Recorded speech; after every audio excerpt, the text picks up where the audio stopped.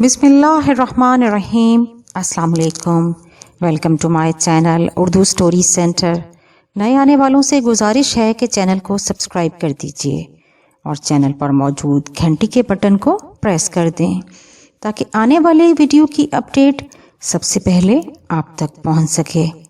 پیش خدمت ہے اردو ناول جادو کا اگلا حصہ۔ اس وقت بھی دل بے حد اداس تھا، ان لوگوں کے خلوص کے بارے میں سوچتا رہا تھا۔ میں ان لوگوں کے پیار کا کیا جواب دے سکوں گا؟ مجھے تو کل کا پتہ نہیں تھا کہ مجھ پر کیا بیتے۔ دوسرے دن بیگم صاحبہ کا پیغام ملا۔ یہ پیغام حسن آرا لائی تھی۔ بیگم صاحب نے کیا کہ تیار ہو جاؤ، وہ بولی اور ہنس پڑی۔ میں خوشی سے اسے دیکھتا رہا تو پھر وہ بولی، ہری مرچ کو جانا ہے تمہارے ساتھ؟ ہائے، کسی سے کہہ مت دینا، گردن کاٹ کر ہاتھ میں دے دیں گی۔ کون؟ نور بی بی اور کون؟ اللہ کا غضب۔ حاجی بابا کہوے ہیں کہ فرشتوں نے زوال کا وقت بنایا ہے، اس لیے سب کے لیے زوال بنی رہتی ہیں۔ وہ پھر ہنس پڑی اور میں خوشی سے اسے دیکھتا رہا۔ مجھے سنجیدہ پا کر وہ پھر بولی، کوٹلا جائیں گی تمہارے ساتھ، دوسری قطع مائیں بھی ساتھ ہوں گی، جیسی روح ویسے فرشتے۔ میں چلتی ہوں۔ دلچسپ کردار تھی یہ حسن آرا بھی، ڈرتی بھی تھی اور بکواس بھی کرتی تھی۔ پھر شکور آ گیا، مجھے بھی ساتھ جانا ہے، بڑی گاڑی جائے گی، ابھی حکم اور چابی ملی ہے۔ تم بڑی گاڑی چلا لو گے؟ بیگم صاحب نے پوچھا ہے۔ ہاں چلا لوں گا، میں نے جواب دیا۔ لو پھر گیراج سے گاڑی نکال لو، میں فٹافٹ صاف کر لوں گا، شکور نے کہا اور میں اس کے ساتھ چابی لے کر گیراج کی طرف بڑھ گیا۔ دوسری گاڑی بے حد شاندار تھی۔ میں نے اسے نکالا اور شکور اسے صاف کرنے لگا۔ ہم دونوں انتظار کرنے لگے۔ پھر میں نے لڑکی کو دیکھا جو نور النساء تھی، بلا شبہ حسین تھی، بڑی بڑی پرکشش آنکھیں جن میں گلابیاں رقصہ تھیں، کتابی چہرہ، سڈول جسم، سب سے زیادہ حسین اس کے بال تھے۔ بے حد لمبی چوٹی گندی ہوئی تھی جو پیروں تک آتی تھی۔ جب یہ بال کھلتے ہوں گے تو گویا بالوں کا طوفان آ جاتا ہوگا۔ وہ بڑی تمکنت سے چلتی ہوئی گاڑی کی طرف آ رہی تھی۔ اس کے پیچھے دو ملازم سامان لیے آ رہے تھے۔ شکور نے جلدی سے بڑی گاڑی کا پچھلا دروازہ کھولا اور ملازموں نے سامان پیچھے رکھ دیا۔ میں نے درمیانی دروازہ کھول دیا اور نور النساء نے پہلی بار نگاہیں اٹھا کر مجھے دیکھا۔ وہ پرکشش آواز لیکن کھردرے لہجے میں بولی، تم کون ہو؟ نئے ڈرائیور ہیں بیگم چھوٹی صاحب، شکور نے جلدی سے کہا۔ گونگے ہیں؟ وہ تڑسے بولی۔ نہیں تو، شکور نے کہا۔ پھر خود کیوں نہیں بولتے؟ آپ تشریف رکھیے، میں نے شائستہ لہجے میں کہا۔ وردی کہاں ہے تمہاری؟ جی ابھی تیار نہیں ہوئی ہے، کل تک ہو جانی چاہیے۔ وہ اندر بیٹھ گئی۔ میں نے اسٹیئرنگ سنبھالا اور شکور میرے ساتھ بیٹھ گیا۔ میں نے گاڑی سٹارٹ کر کے آگے بڑھا دی۔ ایک اور تجربہ ہو رہا تھا، یہ امیر زادی بھی ایک سبق تھی۔ دیکھیں اس بدبخت سادھو کی وجہ سے اور کتنے سبق ملیں گے۔ میں نے ٹھنڈی سانس لے کر سوچا۔ دہلی کی خوبصورت سڑکوں کا سفر بے حد دلچسپ تجربہ تھا۔ اس دوران شکور راستہ بتاتا جا رہا تھا۔ یہ کیا ہو رہا ہے؟ نور نے فوراً اس بات کا نوٹس لے لیا۔ انہیں راستہ نہیں معلوم؟ جی یہ باہر سے آئے ہیں، شکور بولا۔ امریکہ سے؟ اس نے مذاق اڑانے والے انداز میں کہا۔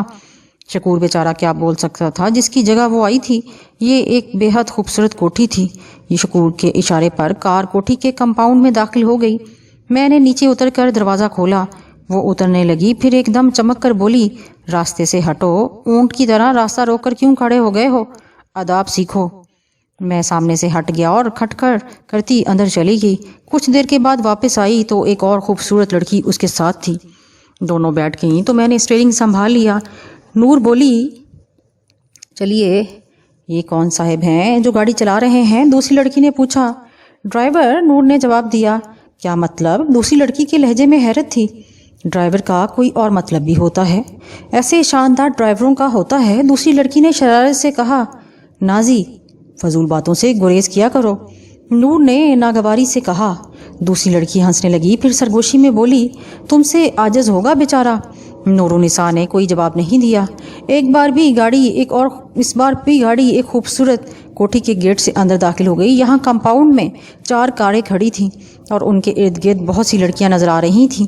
البتہ ان کے ساتھ ایک کارٹون بھی موجود تھا 3 پیس سوٹ میں ملبوس کسی قدر بے ڈھنگے بدن کا مالک عجیب سی شخصیت تھی۔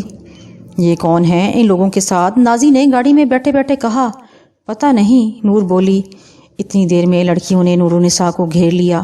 یار نور، زندگی میں صرف ایک بار تم وقت کی پابندی کر لو، ہماری حسرت پوری ہو جائے گی۔ وہ حسرت ہی کیا جو پوری ہو جائے، دوسری لڑکی نے کہا۔ اتنے میں نازی بولی، یہ انگریزی اخبار کا کارٹون کون ہے؟ کئی لڑکیاں ہنس پڑیں، پھر ان میں سے ایک نے کہا، پلیز نازی، یہ میری مجبوری ہے۔ ارے مبارک ہو، اتنی خاموشی سے تم مجبور ہو گئیں؟ منگنی ہوئی ہے یا نکاح بھی ہو گیا؟ یار پلیز مذاق مت اڑاؤ، امی کے لاڈلے ہیں، دبئی سے آئے ہیں۔ لڑکی روحان سے لہجے میں بولی۔ اصولی طور پر غلط ہے، پکنک لڑکیوں کی ہے، یہ کہاں ایڈجسٹ ہوں گے؟ نور نے کہا۔ ڈرائیوروں کو کمپنی دیں گے، ایک لڑکی نے کہا۔ غرض یہ کہ ساری لڑکیاں کھی کھی کرتی ہوئی اپنی اپنی گاڑیوں میں جا گھسیں۔ وہ لڑکیاں ہماری گاڑی میں بھی آ گئی تھیں۔ گاڑیاں چل پڑیں، میں نے اپنی گاڑی پیچھے رکھی تھی تاکہ راستہ پتہ چلتا رہے۔ اس طرح یہ سفر فیروز شاہ کے کوٹلے پر ختم ہو گیا۔ بے حد پرفضا مقام تھا، سب لڑکیاں گاڑیوں سے اتر کر چہلنے لگیں۔ دبئی پلٹ جگلر بہت خوش نظر آ رہا تھا اور خود کو اتنی ساری لڑکیوں کے درمیان شہزادہ تصور کر رہا تھا۔ وہ لڑکیوں میں گھسا ہوا تھا اور صاف پتہ چل رہا تھا کہ لڑکیاں اس کی موجودگی سے بور ہو رہی ہیں۔ وہ جدھر جاتا لڑکیاں وہاں سے ہٹ جاتیں، جس کا اسے کچھ دیر کے بعد احساس ہو گیا۔ دوسری گاڑیوں کے ڈرائیور ایک جگہ بیٹھے باتیں کر رہے تھے، میں نے ان سے الگ اپنے لیے جگہ بنا لی تھی۔ جگلر ادھر ادھر دیکھتا رہا، پھر اس کی نظر مجھ پر پڑی اور وہ میری طرف چل پڑا۔ خدا خیر کرے، میں نے دل میں سوچا۔ چند لمحوں کے بعد وہ میرے پاس آ گیا۔ تم یہاں اکیلے کیوں بیٹھے ہو؟ اس نے آتے ہی سوال کیا۔ اللہ کی مرضی ہے، میں نے جواب دیا۔ کیا مطلب؟ ویسے میں نے تمہیں وہ بڑی گاڑی چلاتے ہوئے دیکھا تھا جس میں وہ بیٹھی تھی، تمہاری کون ہے وہ؟ کون؟ میں نے حیرت سے پوچھا۔ وہ جو چمپئی سوٹ میں چمپا کلی لگ رہی ہیں، وہ جن کے بال پیروں تک آ رہے ہیں۔ معاف کرنا، تمہاری کیا لگتی ہیں وہ؟ مالکن، میں نے جواب دیا۔ ارے ڈرائیور ہو؟ ہاں۔ تب تو تم ہمارے کام آ سکتے ہو، لو یہ رکھو۔ دبئی پلٹ نے 100 روپے کا نوٹ نکال کر میری طرف بڑھایا۔ کیا نام ہے ان کا؟ اس نے نوٹ میری جیب میں ٹھونس دیا۔ ایک لمحے کے لیے میرے دماغ میں گرمی آئی، لیکن دوسرے لمحے نور کا غرور یاد آ گیا۔ اسے اس غرور کی تھوڑی سی سزا ملنی چاہیے۔ کیا کام ہے؟ میں نے پوچھا۔ یار وہ دل کو بھا گئی ہے، دوستی کرا دو۔ ایک بار پھر سارے وجود میں گرم لہریں دوڑ گئیں۔ دل چاہا کہ منہ پر ایسا گھونسا رسید کروں کہ پورا منہ دانتوں سے محروم ہو جائے، لیکن دوسرے خیال نے سنبھال لیا۔ نور بے حد مغرور اور بد دماغ لڑکی تھی، یہ جگلر بہت گھٹیا انسان تھا۔ دونوں کو سزا ضرور ملنی تھی۔ وہ میرے پاس بیٹھ گیا، پھر بولا، بولو کام کرو گے میرا؟ کیا چاہتے ہو آپ؟ اس تک میرے دل کو بات پہنچا دو۔ کتنی بری بات ہے، جو کام آپ کو خود کرنا چاہیے وہ دوسروں سے کرا رہے ہیں۔ کیا مطلب؟ وہ چونک کر بولا۔ دل کی باتیں ہمیشہ خود کرنی چاہیے، اور نور بی بی کیا سوچیں گی کہ آپ کتنے بزدل ہیں؟ وہ سوچ میں ڈوب گیا، پھر بولا، اس کا پتہ بتا دو تو میرا ساتھ دینا۔ میرا کام بن گیا تو تمہیں انعام بھی دوں گا۔ میں نے حویلی کا پتہ دہرا دیا تھا۔ وہ کیا پسند کرتی ہیں تمہیں تو معلوم ہوگا۔ وہ بولا، بس ہنسانے کی شوقین ہے، ہر وقت لطیفے سناتی رہتی ہیں۔ ویسے آپ کا نام کیا ہے؟ نام تو احسان علی ہے، مگر سب پیار سے ببن میاں کہتے ہیں۔ ٹھیک ہے، جا کر بسم اللہ کریں۔ آپ وہاں سے چلے کیوں آئے؟ یار عظما نے کہا تھا کہ آپ لڑکیوں میں نہ گھسیں۔ جائیے ہمت کریں، میں نے کہا، اور ببن میاں لڑکیوں کی طرف بڑھ گئے۔ میرا بڑا دل چاہا کہ قریب سے جا کر ببن میاں کا کارنامہ دیکھوں، لیکن یہ ممکن نہیں تھا۔ البتہ چند ہی لمحات کے بعد چٹاخ کی آواز کے ساتھ نور کا تھپڑ ببن میاں کے منہ پر پڑا تھا۔ ببن میاں حیرت سے منہ کھولے کھڑے تھے۔ لڑکیوں میں ہلچل مچی ہوئی تھی، نور بری طرح بپھری ہوئی تھی۔ اس نے چیخ کر شکور کو آواز دی۔ شکور ڈرائیوروں کے پاس بیٹھا ہوا تھا، جلدی سے نور کی طرف بھاگا، پھر چند لمحے وہاں رک کر میری طرف دوڑا اور قریب آ کر بولا، گاڑی سٹارٹ کر لیں ڈرائیور صاحب، نور بی بی واپس جائیں گی۔ میں ایسے کسی واقعے کا منتظر تھا، چنانچہ تیار ہو گیا۔ نور تیزی سے گاڑی کے پاس آ رہی تھی اور لڑکیاں اس کے پیچھے دوڑ رہی تھیں۔ وہ اسے روک رہی تھیں، لیکن نور نے کسی کی نہیں سنی اور گاڑی میں آ بیٹھی۔ سامان لے لوں چھوٹی بی بی صاحبہ؟ شکور نے پوچھا۔ بیٹھو، نور گھر آئی اور شکور جلدی سے میرے برابر کا دروازہ کھول کر اندر بیٹھ گیا۔ میں نے گاڑی ریورس کی اور اسے آگے بڑھا دیا۔ لڑکیاں بے بسی سے دیکھتی رہ گئی تھیں۔ نور کے بارے میں اندازہ پہلے ہی تھا کہ انتہا پسند ہے، لیکن مجھے کیا فرق پڑتا ہے، میں نے خود کو بھلا دیا تھا۔ کوئی یاد دل میں ابھرتی تو ذہن سے جھٹکنے کی کوشش کرتا تھا۔ مجھے کچھ پتہ نہیں تھا کہ میرے ساتھ کیا ہوگا۔ واقعہ دلچسپ تھا، چاہتا تو اس میں اور دلچسپیاں پیدا ہو سکتی تھیں، لیکن میری تو اپنی زندگی تماشا بن گئی تھی۔ کسی اور کا تماشا کیا دیکھتا۔ حویلی پہنچ گیا۔ نور النساء کا موڈ سخت خراب تھا۔ خیر باقی وقت کوئی خاص بات نہیں ہوئی۔ پھر ڈیوٹی ختم کر کے میں حکیم ارشاد علی کی جنت میں آ گیا۔ یہاں آ کر در حقیقت سارے غم بھول جاتا تھا۔ اتنے اچھے تھے یہ سب کہ بیان سے باہر، ہنسنے ہنسانے والے، جن کے ساتھ گزرنے والا وقت غموں سے آزادی دلا دیتا تھا۔ پکنک کیسی رہی؟ ارشاد نے پوچھا۔ ٹھیک تھی، نور النساء نے بدتمیزی تو نہیں کی؟ نہیں، میں نے جواب دیا، بس خدشہ ہی رہتا ہے، ناز و نام میں بگڑی ہوئی لڑکی ہے، ویسے کردار کی اچھی ہے، بیگم صاحبہ اس کے لیے پریشان رہتی ہیں۔ مجھے کوئی فرق نہیں پڑتا، میں نے کہا، میں عظیم اللہ خان صاحب کی واپسی کا انتظار کر رہا ہوں، اس کے بعد تمہیں ڈرائیوری کی نوکری سے ہٹا لوں گا۔ میں نے عرض کیا نا کہ مجھے کوئی فرق نہیں پڑتا۔ دوسرے دن میں حسب معمول اپنی ڈیوٹی پر پہنچ گیا۔ کوئی خاص بات نہیں ہوئی۔ دوپہر کو 12 بجے شکور نے بیگم صاحبہ کا پیغام دیا کہ انہیں کہیں جانا ہے، تیار ہو جاؤ۔ میری تیاری کیا تھی، بیگم صاحبہ آ گئیں اور میں کار لے کر چل پڑا۔ ٹھیک ہو کامران؟ جی بیگم صاحبہ، مہربانی۔ میں تمہیں راستہ بتاتی ہوں، میری ایک عزیزہ بیمار ہیں، انہیں دیکھنے جانا ہے، پھر کچھ خریداری کرنی ہوگی اور بس۔ جی، میں نے کہا۔ کچھ دیر کے بعد ہم ایک شاندار ہسپتال پہنچ گئے۔ پرائیویٹ ہسپتال تھا، لیکن بہت اعلیٰ پائے کا۔ یہ ہسپتال میری نند کے بیٹے کا ہے، بیگم صاحبہ نے کہا۔ میں نے ہسپتال کی پارکنگ میں کار روک دی۔ بیگم صاحبہ اتر گئیں۔ میں ساتھ چلوں؟ میں نے پچھلا دروازہ بند کرتے ہوئے پوچھا۔ نہیں، میں چلی جاؤں گی۔ وہ چلی گئیں اور میں کار کے پاس کھڑے ہو کر ہسپتال کا جائزہ لینے لگا۔ میں نے ایسے ہی اپنے کلینک کے خواب دیکھے تھے، خود کو ایک بڑے اور نامور ڈاکٹر کی حیثیت سے سوچا تھا۔ بڑے اور نامور ڈاکٹر کے طور پر تو میرا نام سامنے آیا تھا، لیکن اس پر مجھے کبھی خوشی نہیں ہوئی تھی، کیونکہ وہ ایک خبیث جادوگر کا رہین منت تھا۔ کوئی 40 منٹ کے بعد میں نے دور سے بیگم صاحبہ کو آتے ہوئے دیکھا۔ ایک شاندار آدمی سوٹ میں ملبوس ان کے ساتھ آ رہا تھا۔ میں کار سے اتر آیا اور میں نے ادب سے دروازہ کھول دیا۔ کچھ لمحوں کے بعد بیگم صاحبہ قریب آ گئیں۔ ساتھ آنے والے شخص نے کہا، ٹھیک ہے مامی صاحبہ، میں حاضری دوں گا۔ خالہ صاحبہ کی طرف سے آپ اطمینان رکھیے۔ ایک ہفتے میں وہ گھر چلی۔ اس شخص کی نگاہ مجھ پر پڑی اور وہ بولتے بولتے رک گیا۔ وہ آنکھیں پھاڑ پھاڑ کر مجھے دیکھ رہا تھا۔ اس کی اس کیفیت کو بیگم صاحبہ نے محسوس نہیں کیا تھا۔ وہ کار میں بیٹھتے ہوئے بولیں، بس مجھے تم پر بھروسہ ہے، نظام بھائی بہت پریشان ہے۔ جی، اس شخص نے کھوئے کھوئے لہجے میں کہا اور کار کا پچھلا دروازہ بند کر دیا۔ میں گھوم کر ڈرائیونگ سیٹ پر جا بیٹھا تھا۔ میں نے کار اسٹارٹ کی۔ بیگم صاحبہ نے ہاتھ ہلایا اور میں نے کار آگے بڑھا دی۔ خود میری کیفیت عجیب ہو گئی تھی۔ وہ شخص مجھے دیکھ کر کھو کیوں گیا تھا؟ کیا بات تھی؟ کہیں اس نے مجھے پہچان تو نہیں لیا تھا؟ راستے بھر اس کی آنکھیں مجھے چبھتی رہیں۔ گھر آ کر بھی میں پریشان رہا۔ رات کے 10 بجے تھے۔ ارشاد علی کے گھر میں حسب معمول رونق تھی۔ سب ہنس بول رہے تھے کہ باہر کی گھنٹی بجی اور میں اٹھ کر دروازے کی طرف چل پڑا۔ باہر شکور کھڑا تھا۔ آپ کو بیگم صاحب بلا رہی ہیں۔ اوہ، خیریت؟ کہیں جانا ہے؟ پتہ نہیں جی، حکم ملا ہے کہ آپ کو بلا کر لاؤں، شکور نے کہا۔ اتنی دیر میں پیچھے سے ارشاد علی بھی آ گئے۔ وہ بولے، ارے شکور، خیریت؟ شکور نے انہیں بیگم صاحبہ کے حکم کے بارے میں بتایا تو حکیم صاحب بولے، کہیں ایمرجنسی میں جانا ہوگا، دیکھ لو کامران۔ میں چلوں؟ ارے نہیں، آپ کیوں جائیں گے، میں دیکھ لیتا ہوں، میں نے کہا۔ حویلی کے کمپاؤنڈ میں ایک اجنبی کار کھڑی ہوئی تھی۔ اس کا مطلب ہے کوئی آیا ہے۔ دل شدت سے دھڑکنے لگا۔ کون آیا ہے؟ کیا میرا بلاوا اسی سلسلے میں ہے؟ شکور مجھے زنانہ نشست گاہ لے آیا اور خود دروازے پر رک گیا، پھر بولا، بیگم صاحبہ اندر ہیں۔ میں دروازہ کھول کر اندر چلا گیا۔ اندر خوب تیز روشنی تھی۔ بیگم صاحبہ اس شخص کے ساتھ صوفے پر بیٹھی ہوئی تھی جسے میں نے ہسپتال میں ان کے ساتھ دیکھا تھا۔ وہ شخص مجھے دیکھ کر جلدی سے صوفے سے کھڑا ہو گیا۔ ہیلو ڈاکٹر کامران، اس نے سرسراتی آواز میں کہا اور ہاتھ آگے بڑھا دیا۔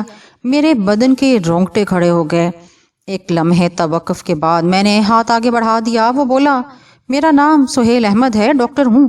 آپ دن میں جس ہسپتال آئے تھے وہ میرا ہے، براہ کرم تشریف رکھیے۔ اس نے دوسرے صوفے کی طرف اشارہ کر کے کہا۔ میری نظریں بیگم صاحبہ کی طرف اٹھ گئیں۔ ان کا چہرہ پتھرایا ہوا تھا۔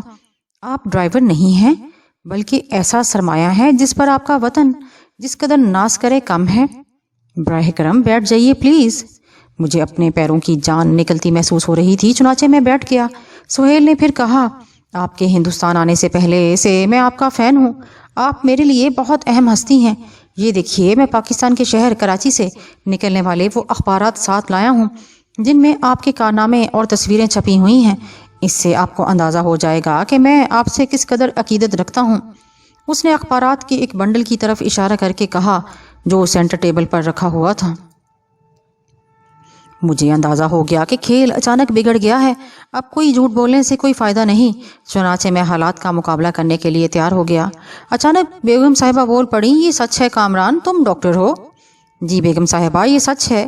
کیا ڈاکٹر سہیل نے آپ کو تفصیل بتا دی ہے؟ میں نے کہا، نہیں، تفصیل نہیں بتائی۔ سہیل بولا، بس اتنا بتایا ہے کہ آپ ایک حیرت انگیز ڈاکٹر ہیں جو یہاں آ کر حسد اور سازشوں کا شکار ہو گئے ہیں۔ حالانکہ آپ نے بہترین حلیہ تبدیل کیا، لیکن میری عقیدت ہے کہ آپ کا ایک ایک نقش میرے ذہن پر منجمد ہے۔ میں نے ایک نگاہ میں ہی آپ کو پہچان لیا تھا۔ میں نے اس دوران فیصلہ کر لیا تھا کہ مجھے کیا کرنا ہے، چنانچہ میں نے پر اعتماد لہجے میں کہا، خدا کا شکر ہے بیگم صاحبہ کہ آپ کے گھر ان چند دنوں میں میری ذات سے کسی کو نقصان نہیں پہنچا۔ اگر ڈاکٹر سہیل مجھے نہ پہچانتے تو شاید کچھ وقت اور یہاں گزار لیتا۔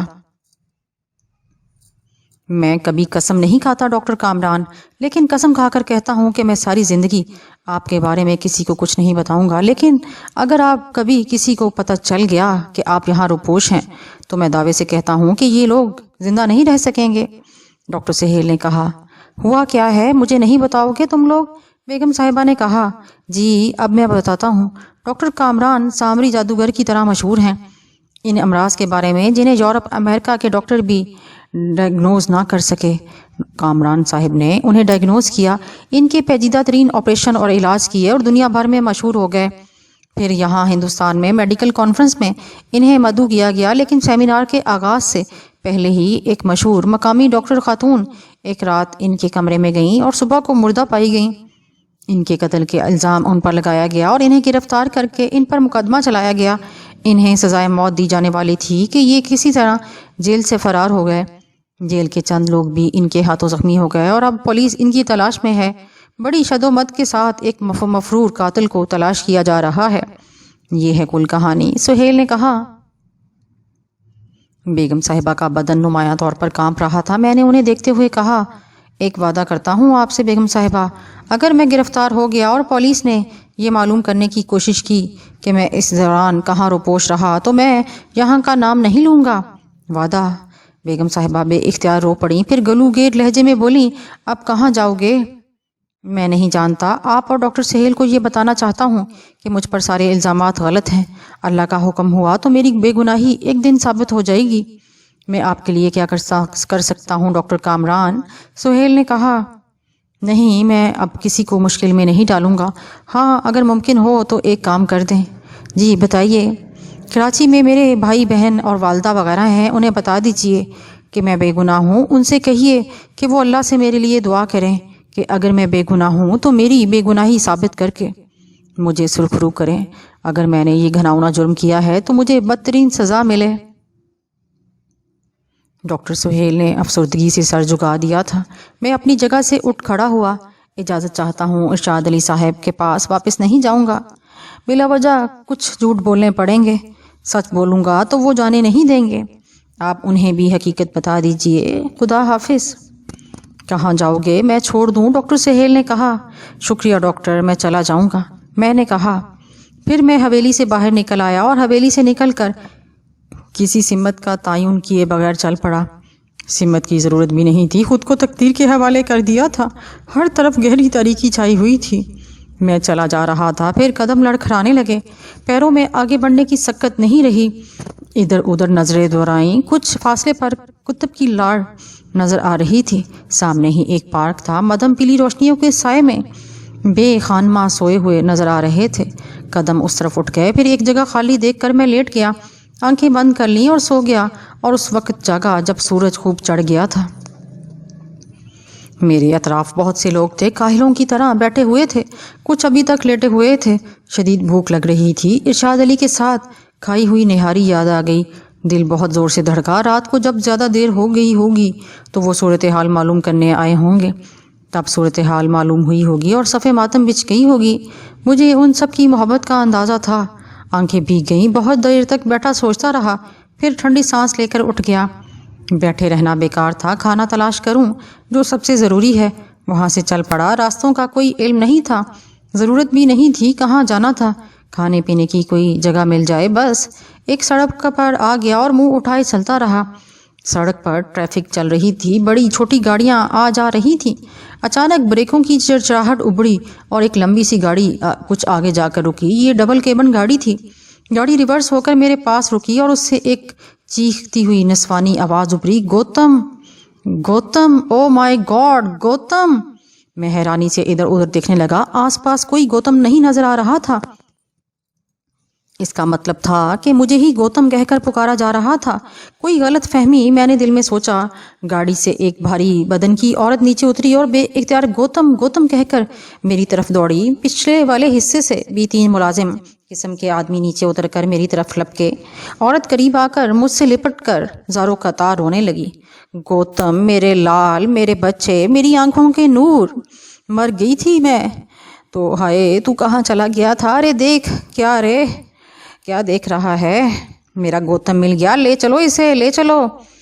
3 میں سے 2 آدمی میرے پاس آ کر میرے دونوں طرف کھڑے ہو گئے۔ پھر انہوں نے میرے بازو پکڑ لیے اور مجھے آگے بڑھاتے ہوئے بولے، چلیے گوتم مہاراج، میری بات سنو تم لوگ۔ میں نے سنجیدگی سے کہا، ہاں ہاں مہاراج، آپ گاڑی میں تو بیٹھے ہیں۔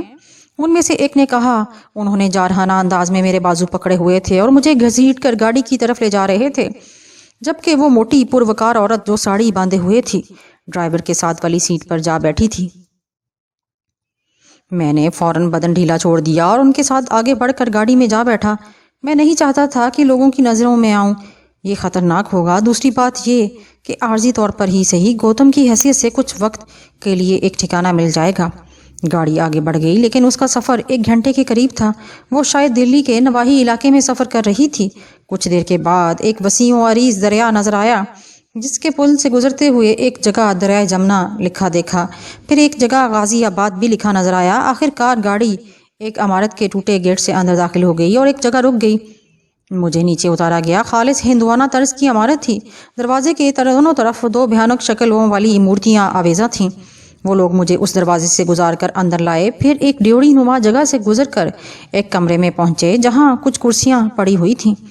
میری بھوک ناقابل برداشت ہو رہی تھی۔ میں نے کہا، بھائی مجھے سخت بھوک لگ رہی ہے، مجھے کچھ کھانے کو دو ورنہ میں بے ہوش ہو جاؤں گا۔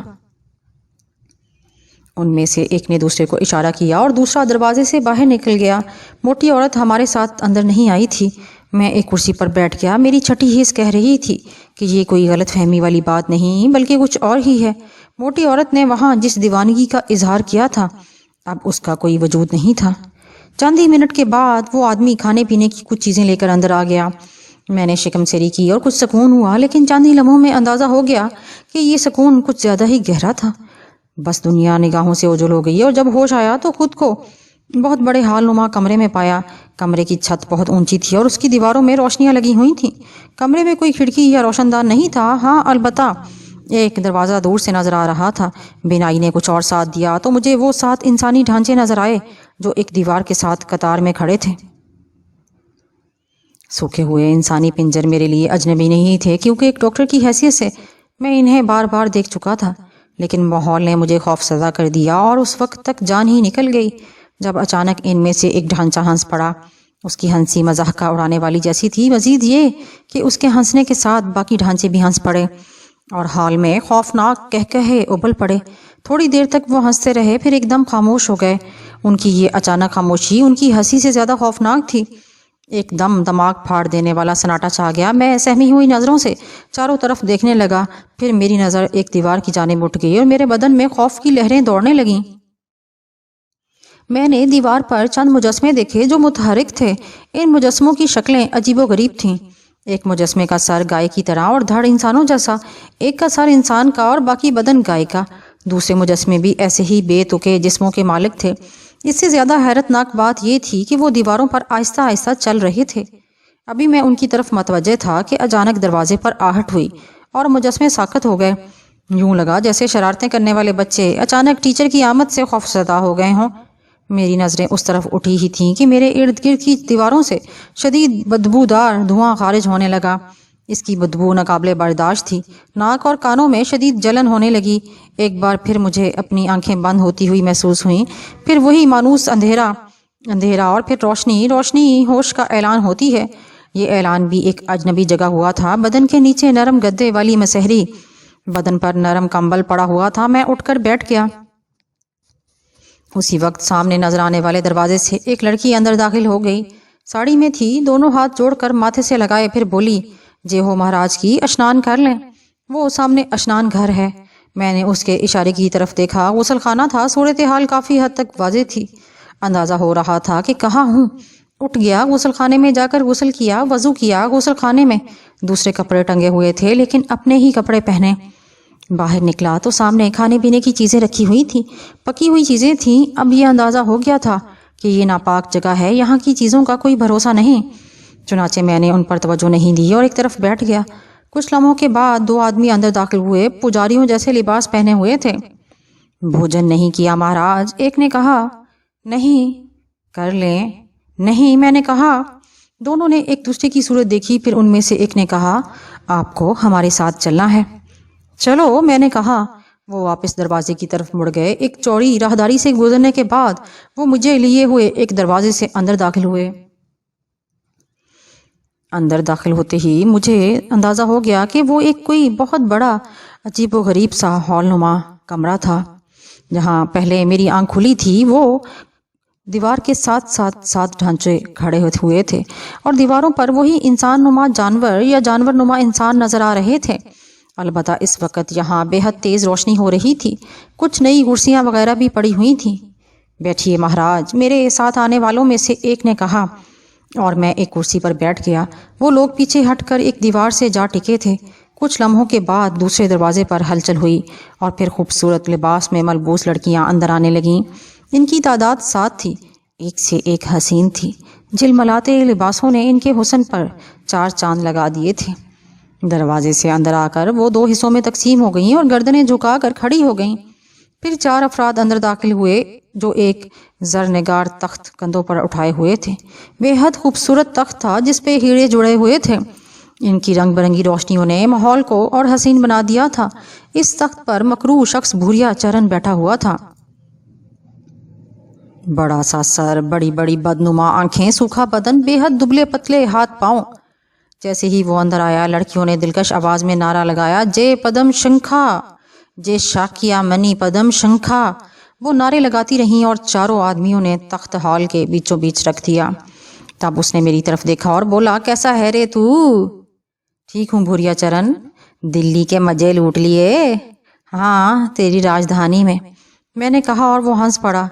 بھاگ کھوئے بیٹھا ہے پاپی، میری راجدھانی تینے ابھی دیکھی ہی کہاں ہے۔ اب تو سمے آیا ہے تجھے راجا بنانے کا۔ تم شنکھا بن گئے بھوریا چرن، میں نے کہا۔ تو اور کیا، بس اب تیری مدد سے کھنڈولا مکٹ ہماری کھوپڑیاں پر سجنے والا ہے۔ ویسے بھائی، تیرا وہ مولوی بڑا بکٹ نکلا، اس نے ہمارے شنکھا بننے کے راستے روکے رکھے۔ وہاں رہتے تو کام نہ بنتا، سو ہم ادھر آ گئے۔ تو یہاں تمہارا کام بن گیا؟ ہاں، دیکھنا 7 کھڑے ہیں جنہوں نے ہماری شنکھا شکتی پوری کی ہے۔ اس نے ان 7 ڈھانچوں کی طرف اشارہ کیا جنہیں میں پہلے ہی دیکھ چکا تھا۔ یہ سب مسلمان ہیں؟ میں نے دکھ بھرے لہجے میں کہا۔ یہی تو مجبوری ہے رے نہیں کہ کب کے کھنڈولے بن چکے ہوتے۔ میں خاموش ہو گیا۔ مجھے کالے جادو کا شکار ان مظلوموں کا دکھ ہوا تھا۔ وہ بولا، اب تیرا کام شروع ہوئے ہے۔ پریم کی باتیں کر، ہم سہارنپور چلیں گے اور تو ہمیں مہان پرش پیر پھگنو ادوارہ لے جائے گا، پھر ہم کا اوکے چرنوں میں پہنچا دے گا اور ہم کھنڈولے بن جائیں گے۔ تمہارا کیا خیال ہے بھوریا چرن؟ میں تمہارے اس ناپاک عمل میں تمہارا ساتھ دوں گا۔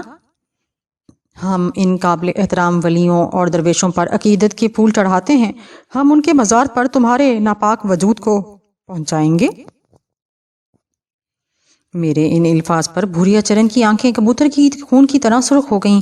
اس نے بے چینی سے اپنے سوکھے سوکھے ہاتھ پاؤں ہلائے، پھر ٹھہری ہوئی آواز میں بولا، دھت تیرے کی، تو نے بھی وہی کھیل شروع کر دیا جو تیرے پتا نے کھیلا تھا۔ سن برووا، تیرا پورا پریوار اتھل پتھل ہو گیا تھا، سب سسرے بیر یا بیران ہو گئے تھے، تو ہمیں پھر وہی سب کچھ کرنے کے لیے مجبور کر رہا ہے۔ یہ تو اور اچھی بات ہے بھوریا چرن، ایک منحوس جادوگر کو مزار پر نہ پہنچانے کی نیکی کا ثواب نہ صرف مجھے ملے گا، میری وجہ سے یہ ثواب میرے خاندان والوں کو بھی ملے گا۔ اس سے اچھی بات اور کیا ہوگی؟ سارے کے سارے پاگل ہو سسرو، پریوار کا پریوار ایک جیسا ہے۔ ہم کھنڈولے بن جائیں تو اور تیرا پریوار تیرے دیس کا سب سے امیر پریوار بن جائے گا۔ تو جسے چاہے گا وہ وزیر بنے گا اور جسے چاہے گا سب سے بڑا افسر بنے گا۔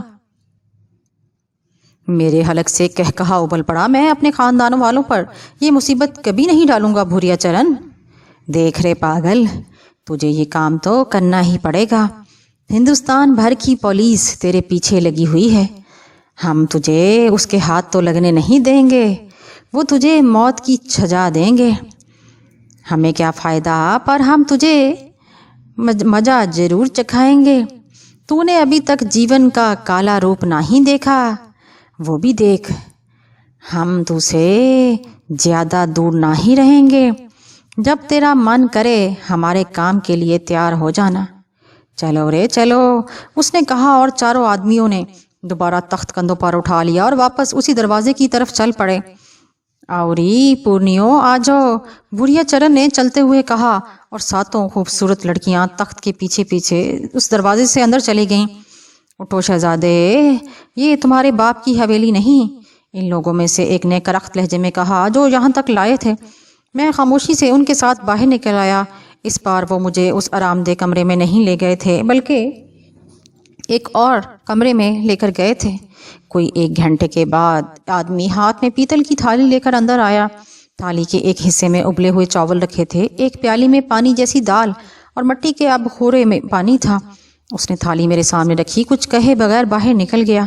میں نے تھالی کی طرف دیکھا، پھر میرے منہ سے آواز نکلی، مالک کائنات، تیرا رزق ہے جو میرے لیے نعمت ہے، لیکن جو ناپاک ہاتھوں سے مجھ تک پہنچا ہے وہ قابل بھروسہ نہیں۔ کون جانے اس میں کیسی غلاظت شامل کر دی گئی ہے، اس لیے میں روزہ رکھ رہا ہوں اور اسے قبول نہیں کروں گا۔ وقت کا انتظار کر کے نماز پڑھی، پھر دری پر دراز ہو گیا۔ نیند آ گئی، آنکھ کھلی تو دیکھا دھندلا سا اجالا تھا۔ کروٹ بدلی تو ایک زوردار لات کمر پر پڑی اور 14 طبق روشن ہو گئے۔ گھبرا کر اٹھ گیا۔ ایک خون خوار سا آدمی پاس کھڑا خونی نظروں سے مجھے دیکھ رہا تھا۔ کتے کے پلے، تجھ سا حرام خور پہلے نہیں دیکھا، قسم اللہ کی۔ سالے دارو پی پی کر پھیپھڑے چھلنی کر لے گا۔ ابے میری ڈیوٹی ہے کہ پہلے تجھے جگاؤں پھر تو کام کرے۔ ذرا آنکھیں کھول کر دیکھ، سارے کے سارے کام پر لگے ہوئے ہیں اور تو ملکندے مار رہا ہے۔ اٹھتا ہے یا دوں ایک اور لات؟ وہ آگے بڑھا تو میں اچھل کر پیچھے ہٹ گیا۔ پھر میں نے اپنے ارد گرد دیکھا، ہر طرف سے سائیں سائیں کی آوازیں آ رہی تھیں۔ یہ سڑک پر جھاڑو لگانے کی آوازیں تھیں۔ بہت سے لوگ سڑک کی صفائی کر رہے تھے۔ جہاں میں سو رہا تھا وہاں بھی ایک موٹی سی جھاڑو رکھی ہوئی تھی۔ ہوش آ گیا راجکمار، یا میں ہوش دلاؤں؟ ابے اٹھا جھاڑو۔ میں نے جلدی سے جھاڑو اٹھا لی، پھر مجھے پتہ چل گیا کہ مجھے کیا کرنا ہے۔ چنانچہ میں جھاڑو لگانے لگا۔ دل چاہ رہا تھا کہ کہہ لگاؤں، واہ ڈاکٹر کامران زندہ باد، سڑک کی صفائی کے اسپیشلسٹ۔ سوچنے کی بات ہی نہیں تھی کہ بھوریا چرن نے اپنا کام شروع کر دیا تھا۔ یہ تو مزے کی بات ہے، خود ہی کی تعمیر ہو رہی تھی۔ یہ نئے انسان تھے جو ارد گرد بکھرے جھاڑو لگا رہے تھے، بالکل میرے جیسے، میرے دوست، میرے ہسپتال کے نئے ڈاکٹر۔ میں بڑی جان فشانی سے جھاڑو لگانے لگا، بڑا مزہ آ رہا تھا۔ ایک شخص میرے پاس سے گزرا اور بولا، آج تو بڑی جان آ گئی ہے جیانو، رات کو کون سی پی تھی ٹھیکیدار کہہ رہا ہے، ذرا دیکھو جیانو کو۔ تمہارا کام ختم ہو گیا؟ میں نے پوچھا۔ ہاں، وہ بولا۔ اب کیا ہوگا؟ کہاں؟ مطلب اب ہم کہاں جائیں گے؟ اوئے چڑھی ہوئی ہے کیا؟ समझ गया, अभी तक तरंग में हो, इसी तरंग में काम हो रहा है, वरना तुम और इतना काम। बस कर चंदा, और ना कल से ठेकेदार लंबा इलाका दे दे। ये कहकर वो आगे बढ़ गया। मैंने झाड़ू एक तरफ रख दी और अकड़ी हुई कमर सीधी करने लगा। उसी वक्त दाएं तरफ नजर उठ गई। दूर से जामिया मस्जिद के मीनार नजर आ रहे थे। पहचानने की कोशिश करने लगा। पहले भी एक बार जामिया मस्जिद के सामने आया था, मगर वो दूसरी सिमत थी। इस बार मैं उससे फासले पर था। ये जगह करीम होटल का पिछला इलाका था। थोड़े फासले पर एक गली नजर आ रही थी। कदम उस तरफ बढ़ गए। गली के सिरे पर पहुंचकर मैंने देखा कि यहाँ करीम होटल के बचे कुचे खाने फेंके जाते थे। बड़े बड़े ड्रम रखे हुए थे जिनके आसपास कुत्ते गर्दिश कर रहे थे। अचानक एक कुत्ता जोर से भौंका और मेरी तरफ दौड़ा। किसी ने उसे पत्थर मारा था। कुत्ता तो भाग गया, पत्थर मेरे पास आकर गिरा था। मेरी निगाह सामने उठी तो मुझे मैले कचैले फटे कपड़ों में एक शख्स होटल के दरवाजे की सीढ़ी में बैठा नजर आया। उसने मुझे देखा और मस्ताना आवाज में चीखा, आजा आजा, मनोसलवा उतरने वाला है, आजा। मेरे कदम उसकी तरफ उठ गए। करीब पहुंचकर मैंने देखा कि कोई फकीर था। उसने मुझे सीढ़ी पर बैठने का इशारा किया और मैं बैठ गया। एक लम्हा ना गुजरा था कि पीछे से दरवाजा खुला और एक आदमी हाथों में ट्रे लिए बाहर आया। लो बाबा जी, बर्तन जल्दी खाली कर देना, अंदर पूछगछ होती है, उस शख्स ने कहा और ट्रे उस मजजूब नुमा शख्स को देकर वापस चला गया। उसने ट्रे इस तरह रखी कि हम दोनों के दरमियान रहे, फिर बोला, शुरू कर। मैं सख्त भूखा था, चुनाचे मेरे हाथ ट्रे की तरफ बढ़े, लेकिन अचानक ही दिमाग में एक सनसनाहट सी उभरी और मेरा हाथ रुक गया। कहीं ये भूरिया चरण का कोई फरेब ना हो। वो मुझे अपने नापाक मकसद के हसूल के लिए किसी भी तरह आमादा करने की कोशिश कर सकता है। कोई नापाक शय खिलाकर मेरा ईमान दागदार कर दे और मुझे अल्लाह से दूर कर दे। अबे मैं सोच ही रहा था कि बूढ़े फकीर की आवाज उभरी, आसान और सहल है, शुरू अल्लाह के नाम से जो बड़ा मेहरबान और नहायत रहम वाला है। मुश्किल आसान, हर शय का वजूद जाहिर अपनी असल शक्ल में आ जाए। बिस्मिल्लाहिर्रहमानिर्रहीम, उसने कहा और खाना शुरू कर दिया। दिल में एक चिराग रोशन हो गया। फिर एक साहिब ईमान मिल गया था, फिर एक सहारा मिल गया था। यूं लगा जैसे बहुत दिन के बाद किसी अपने ने खबर ली हो। उसने बिस्मिल्लाह शरीफ पढ़कर खाने का आगाज किया था और जो मेरे दिल में वसवसा आया था उसे जानकर मेरी तशफ़ी कर दी थी। उसका साफ मतलब था कि वो कोई साहिब इल्म है। चुनाचे मैंने भी बिस्मिल्लाह पढ़कर खाने की तरफ हाथ बढ़ा दिए। खाना खा रहा था और आंखों से आंसू बह रहे थे। आखिरकार खाना खत्म हुआ तो बूढ़े ने कहा, नसीबवर हो, पेशानी रोशन है, कितना बड़ा एजाज अता फरमाया ज़ाते रहीम ने। कायनात किस कदर वसी है, कितने लोग हैं यहाँ, कारों बंगलों जायदादों वाले, किसी भी मुश्किल से ना आशना आते हैं, ऐशो आराम से ज़िंदगी गुजारते हैं, चले जाते हैं। देने वाले से दूर सब कुछ होता है उनके पास, और जो सब कुछ होने के बावजूद उसे याद रखते हैं वो उसे प्यारे होते हैं।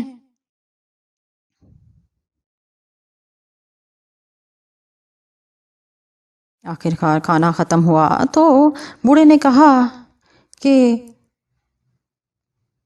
वो उनसे प्यार करता है, उनसे लाड करता है, उनसे कुर्बत चाहता है कि उसे याद करते रहें। उसे इम्तिहान भी ना कहो, ये उसका लाड है और फिर सब कुछ मिल जाता है।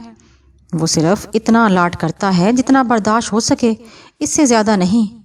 बाबा साहेब, मेरे मुंह से सिसकी निकली, ना ना ना बाबा नहीं, मैं तो पोस्टमैन हूँ, चिट्ठी वाला, खबर देने वाला। तुझे खबर दे दी, खत पहुंचा दिया, अदायगी हो रही है। वो जिससे नाराज होता है उसे छूट देता है, अपना हिसाब करे। जिसे प्यार करता है उससे हिसाब बराबर रखता है, अपना उधार ले लेता है, उसका उधार वापस कर देता है। अपनी कार में बैठ रहा था तो एक दिन खाकरोब सड़क पर झाड़ू दे रहा था। तूने नाक सकोड़ कर उसे डांटा और कार के शीशे बंद कर लिए। दिल दुखा होगा उसका। आज तूने खुद झाड़ू लगाई है। एक दिन एक बूढ़ा फकीर रोटी पर दाल रखकर खा रहा था, उसके हाथ दाल में लुथड़े हुए थे। तूने अपनी बहन से कहा था कि कितना गंदा है ये, देख अपने चारों तरफ देख, कितनी शानदार डाइनिंग टेबल है, कैसा खूबसूरत डाइनिंग हॉल है, हम कुत्तों के साथ खाना खा रहे हैं, है ना। जब्त के बंद टूट गए, बेइख्तियार सिसकियां निकली, हिचकियां बंद गईं, ज़ारो कतार रोने लगा, मुंह से बात नहीं निकल रही थी। बूढ़ा मुझे देखता रहा, एक लफ्ज नहीं बोला। मैं रोता रहा, फिर कुछ सुकून मिला। बोलना चाहता था कि बूढ़े मजजूब की आवाज उभरी, استغاثہ پیش ہوا، قبول کر لیا گیا۔ یہ آنسو چوبدار ہوتے ہیں، خبر کرتے ہیں کہ داغ دھل گئے۔ استغفار ہوتے ہیں یہ آنسو، اگر دل سے نکلیں گناہ دھوتے ہیں اور رنجشیں دور ہو جاتی ہیں۔ خبر مل گئی، اور کیا چاہتا ہے بول، اور کیا چاہتا ہے۔ میں دیر تک روتا رہا، پھر میں نے کہا میں کیا کروں، میری رہنمائی کریں بابا صاحب۔ آرام، پریشانی کیا ہے، کرم ہے اس کا، بدی خود تمہاری حفاظت کر رہی ہے، وہ تمہیں حرام غذا کبھی نہیں کھلائے گا، کیونکہ اسے تمہارے ایمان کی ضرورت ہے، وہی اس کے کام کا ہے۔ میں اس سے بچنا چاہتا ہوں۔ بالکل نہیں، بدی کو مارو، بدی میں گھس کر اسے مارو۔ جہاد ہمیشہ برائی کے خلاف ہوتا ہے، اور جہاد کوئی کھیل نہیں ہوتا۔ مارو اسے، مارو، اس سے پیچھے نہ ہٹو، آگے بڑھ کر اسے مارو۔ اس سے خوفزدہ ہو کر بھاگو گے تو اسے شے ملے گی، بدی زندہ رہے گی، جاری رہے گی۔ مارو اسے، مارو، بدی کو مارو۔ مجھے آپ کی رہنمائی چاہیے بابا صاحب۔ ارے اسے کہتے ہیں فساد گندم۔ اس دانہ گندم نے حضرت آدم علیہ السلام کو دربدر کیا، پیٹ بھر گیا ہے، عقل بھی معدے میں اتر گئی ہے۔ اتنی دیر سے چٹھی سنا رہا ہوں، سمجھ میں نہیں آئی؟ رہنما تیرے وجود میں موجود ہے اور تو دوسروں سے رہنمائی طلب کر رہا ہے، پاگل۔ دل کے آئینے میں ہے تصویر یار، بس ذرا گردن جھکا اور دیکھ لے۔ خلوص سے گردن جھکانا شرط ہے۔ چلتا ہوں، کفر سے گریز کر اسے ناراض نہ کر دینا۔ بوڑھا مجذوب اپنی جگہ سے اٹھا اور گلی کے دوسرے سرے کی طرف چل دیا۔ میں خاموشی سے اسے جاتے دیکھتا رہا۔ کچھ دیر کے بعد وہ نگاہوں سے اوجھل ہو گیا۔ میں وہیں بیٹھا اس کی باتوں پر غور کرتا رہا۔ پھر اس وقت اٹھا جب ہوٹل کا پچھلا دروازہ کھولا اور ویٹر باہر آیا۔ اس نے منہ سے ایک لفظ بھی نہیں کہا اور ٹرے اٹھائی اور اندر چلا گیا۔ میں کاہلوں کی طرح وہاں بیٹھا رہا، اٹھنے کو دل نہیں چاہ رہا تھا، حالانکہ سڑے ہوئے کھانوں کی بو پھیلی ہوئی تھی۔ آس پاس کتے بلیاں گھوم رہی تھیں، بوڑھے مجذوب کی باتیں یاد آ رہی تھیں، دل کو بڑا سکون مل رہا تھا۔ اس پر پورا یقین تھا کہ وہ کوئی پہنچا ہوا اللہ کا پیارا بندہ تھا۔ اس کی باتوں سے مجھے بہت سکون، ایک اطمینان سا محسوس ہو رہا تھا۔ راستہ طے کیا، پھر میں اس طرف آ گیا جہاں پر جھاڑو لگائی تھی۔ اب وہاں کوئی نہیں تھا، پتہ نہیں سب کہاں گئے تھے۔ مستانہ وار میں چلتا رہا، کوئی فکر نہیں تھی، کوئی منزل نہیں تھی، نہ جانے کہاں سے کہاں نکل آیا تھا۔ ایک سڑک کے کنارے کنارے چل رہا تھا کہ کچھ فاصلے پر ایک پولیس موبائل کھڑی نظر آئی۔ اس سے پہلے پولیس کی وردی کہیں نظر آ جاتی تھی تو جان نکل جاتی تھی، لیکن اس وقت دل پر کوئی اثر نہیں ہوا اور میں آگے بڑھتا رہا۔ پولیس والے کھڑے ہوئے تھے، میں ان کے درمیان سے گزر کر آگے بڑھ گیا، لیکن ابھی میں ان سے چند قدم ہی آگے بڑھا تھا، اچانک ایک کرخت آواز سنائی دی، ابے رکو۔ میرے قدم رک گئے، دل میں خوف کا گزر نہیں ہوا، جبکہ پہلے پولیس کی جھلک دیکھتے ہی میں کانپ اٹھتا تھا، کیونکہ ایک ناکردہ قتل کے الزام میں ملوث تھا۔ پیچھے سے پھر آواز سنائی دی، ادھر آجا سورما، بھوپالی، یا ڈنڈے کھاؤ گے؟ میں پلٹ کر واپس چل پڑا اور پولیس والوں کے پاس پہنچ گیا۔ فقیر ہو؟ پوچھا گیا۔ ہاں، میں نے پورے سکون سے جواب دیا۔ چل بے، کشن دے دے، ایک پولیس مین نے کہا، اور دوسرے پولیس والے نے پولیس وین سے ایک بڑا شاپنگ بیگ نکال کر میری طرف بڑھایا۔ کھانا ہے اس میں، کھا لینا، اور سن، دعا کرنا ہمارے لیے۔ جی، میں نے کہا اور شاپر لے لیا۔ میرے لیے دعا کرنا کہ میں حوالدار بن جاؤں، اور میں SI، اور میں انسپیکٹر۔ چل پھوٹ لے، چل۔ وہ سب ہنسی مذاق کرنے لگے اور میں آگے بڑھ گیا۔ دل میں اب کوئی وسوسہ نہیں تھا، ایک اللہ والے نے سر پر ہاتھ رکھ دیا تھا۔ کافی دور نکل آیا، مجھے اس کھانے کی ضرورت نہیں تھی۔ جہاں سے میں گزر رہا تھا وہ جگہ بالکل سنسان تھی، سڑک کے دونوں طرف ڈھلان تھی، درختوں پر کوے چیخ رہے تھے۔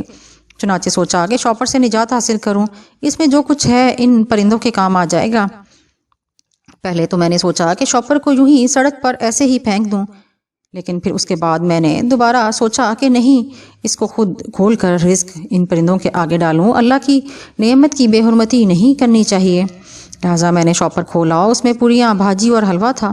ذہن میں بوڑھے مجذوب کی آواز ابری، ایک مظلوم دکاندار سے۔ اس کا دن بھر کا منافع ان بدبختوں نے چھین لیا تھا اور اس کا کوئی معاوضہ نہیں دیا تھا، خدا ان سے سمجھے۔ میں نے واضح طور پر یہ آواز سنی اور پہچان لی، اور دل کو بڑی مسرت کا احساس ہوا تھا، کوئی میرے ساتھ ہے، مجھے اب کیا پرواہ۔ اس وقت تک چلتا رہا جب تک پیروں میں جان رہی، پھر کسی ایسی جگہ کی تلاش میں نگاہیں دوڑانے لگا جہاں بیٹھ کر کچھ وقت گزارا جا سکے۔ تھوڑے ہی فاصلے پر ایک مندر نظر آیا جس کی کلش دھوپ میں چمک رہے تھے۔ اس کے احاطے میں سایہ دار درخت جھول رہے تھے، اس طرف چل پڑا اور ایک درخت کے سائے میں بیٹھ گیا۔ پیروں میں درد ہو رہا تھا، انہیں اپنے ہاتھوں سے دبانے لگا۔ بیٹھے ہوئے کچھ دیر ہوئی تھی کہ ایک 12-13 سال کا لڑکا میرے پاس آ گیا اور بولا، پنڈت جی، وہ بابا جی بلا رہے ہیں۔ اس نے مندر سے کافی دور ایک جھاڑ کی طرف اشارہ کیا۔ ادھر 2-3 آدمی بیٹھے ہوئے تھے جن کی صورتیں دور سے نظر نہیں آ رہی تھیں۔ لڑکے کے پنڈت جی کہنے پر مجھے ہنسی آ گئی۔ پھر میں نے کہا، مجھے ہی بلایا ہے، کسی اور کے لیے تو نہیں کہا؟ نہیں جی، مجھے 10 روپے دیے ہیں انہوں نے، آپ ہی کو بلایا ہے، لڑکے نے کہا اور بھاگ گیا۔ ویسے بھی میرے آس پاس اور کوئی نہیں تھا، دیکھوں کون ہے، کیا معاملہ ہے۔ تھکن دور نہیں ہوئی تھی، تاہم اٹھ کر چل پڑا۔ ادھر بیٹھے لوگ اب میری طرف ہی دیکھ رہے تھے۔ پھر میرا دل زور سے دھڑکا، میں نے بنسی راج کو پہچان لیا تھا۔ فاصلہ ختم ہوا، میں ان کے پاس پہنچ گیا۔ بنسی راج نے دونوں ہاتھ جوڑ کر کہا، جے کالے ماتا، آئیے مہاراج، بیٹھیے، بیٹھ جائیے، یہ کالی منڈلی ہے اور ہم آپ کا سواگت کرتے ہیں۔ بیٹھ جائیے، ابھی سواری آتی ہوگی۔ میں بیٹھ گیا تو بنسی راج نے پھر کہا، میں آپ سے جو بات کروں گا وہ میری نہیں، بھوریا مہاراج کی ہوگی اور آپ اسی کو جواب دیں گے۔ ہاں بولو، میں نے کہا۔ مہاراج نے کہا تھا آپ سے کہ ہر تصویر کے 2 رخ ہوتے ہیں۔ آپ نے پہلے رخ کی جھلک دیکھی، راج محل پورنیا راج مکٹ۔ دوسرے رخ میں آپ نے جھاڑو لگائی اور ٹھیکیدار کی لات کھائی، وہ ایک نمونہ تھا۔ آپ نے اگر مہاراج کی بات نہ مانی تو سارا جیون لاتیں کھا کر بتائیں گے۔ سو مہاراج چاہتے ہیں کہ آپ ہمارے ساتھ سہارنپور چلیں، وہ آپ کے ماتا پتا کے جنم بھومی ہے۔ وہیں پیر پھاگن کی درگاہ ہے جہاں بھوریا مہاراج ان کے چرن چھونا چاہتے ہیں۔ سو فیصلہ کریں۔ مہاراج نے کہا ہے کہ اگر آپ تیار ہوں تو آپ کو سہارنپور لے آیا جائے، اور نہ ہو تو پھر یہیں چھوڑ دیا جائے۔ پھر مہاراج جانے اور آپ۔ دل میں غصے کی ایک کالی آندھی اٹھی۔ یہ ذلیل جادوگر مجھے اس کام پر آمادہ کرنا چاہتا ہے جس کے لیے میرے باپ نے اپنی زندگی داؤ پر لگا دی تھی۔ میں اس کے منہ پر تھوکنا بھی پسند نہیں کروں گا۔ ابھی میرے ذہن میں یہی خیال آیا تھا کہ مجھے مجذوب بابا کی بات یاد آ گئی، بدی کو مارو، بدی میں گھس کر اسے مارو، اس سے پیچھے نہ ہٹو، آگے بڑھ کر اسے مارو، بھاگو گے تو اسے شے ملے گی، وہ زندہ رہے گی، اسے مارو۔ فیصلہ ہو گیا۔ میں نے آمادگی ظاہر کر دی تو بنسی راج خوش ہو کر بولا، جے مہاکالی۔ پھر اس نے ساتھ بیٹھے ہوئے ایک شخص سے کہا، سورج تو ریل میں مہاراج کو سہارنپور لے جائے گا۔ جو آ گیا شاکیا میں نے، اس شخص نے ادب سے کہا اور سب اٹھ کھڑے ہوئے۔ تبھی بنسی راج نے پاس کی جھونپڑیوں سے ایک خوبصورت اٹیچی کیس نکالا اور میری طرف بڑھاتے ہوئے بولا، پہلے کسی حمام میں جا کر حلیہ ٹھیک کرو اور اس میں تمہارے کپڑے بھی ہیں اور ضرورت کی چیزیں، صاف ستھرے ہو جاؤ، پھر سفر کرو۔ میں نے اٹیچی لینے کے لیے ہاتھ بڑھایا تو سورج نامی شخص نے جلدی سے آگے بڑھ کر اسے پکڑ لیا اور بولا، داس موجود ہے، پھر آپ اسے کیوں پکڑ رہے ہیں؟ میں ٹھنڈی سانس لے کر اس کے ساتھ چل پڑا۔ اس شخص نے سڑک پر پہنچ کر ایک آٹو رکشہ روکا اور مجھے لے کر چل پڑا۔ تھوڑے سے سفر کے بعد آٹو رکشہ ایک بازار میں رک گیا۔ سامنے ایک ہیئر سیلون نظر آ رہا تھا جس پر استاد مٹھو ہیئر سیلون لکھا نظر آ رہا تھا۔ میں اس میں داخل ہو گیا۔ سورج نے وہاں سے ایک شخص سے بات کی اور اس شخص نے مجھے سیٹ پر بٹھایا۔ میں نے اس سے کچھ نہیں کہا۔ اس نے خود ہی میرے بالوں کی کٹنگ کی اور شیو بنایا۔ طویل عرصے کے بعد میں نے اپنا اصلی چہرہ دیکھا تھا۔ کٹنگ سے فارغ ہوا تو سورج نے ایک لباس میری طرف بڑھا کر حمام کی طرف اشارہ کیا۔ جو کچھ ہو رہا تھا غیر متوقع نہیں تھا۔ لباس میرے بدن پر بالکل فٹ تھا۔ طبیعت کو بڑی فرحت کا احساس ہوا۔ باہر نکلا تو سورج نے جوتے میرے پیروں کے پاس رکھ دیے۔ وہ بڑی عقیدت سے پیش آ رہا تھا۔ سیلون والے کو اس نے ادائیگی کر دی تھی کیونکہ جب ہم باہر نکلے تو اس نے پیسے نہیں مانگے تھے۔ الغرض ہم ریلوے اسٹیشن پہنچے۔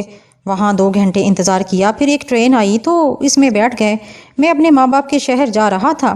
دل میں ایک عجیب سا احساس ہو رہا تھا۔ آخر کار سفر کا اختتام ہوا اور ٹرین ایک ریلوے اسٹیشن پر جا کر رکی۔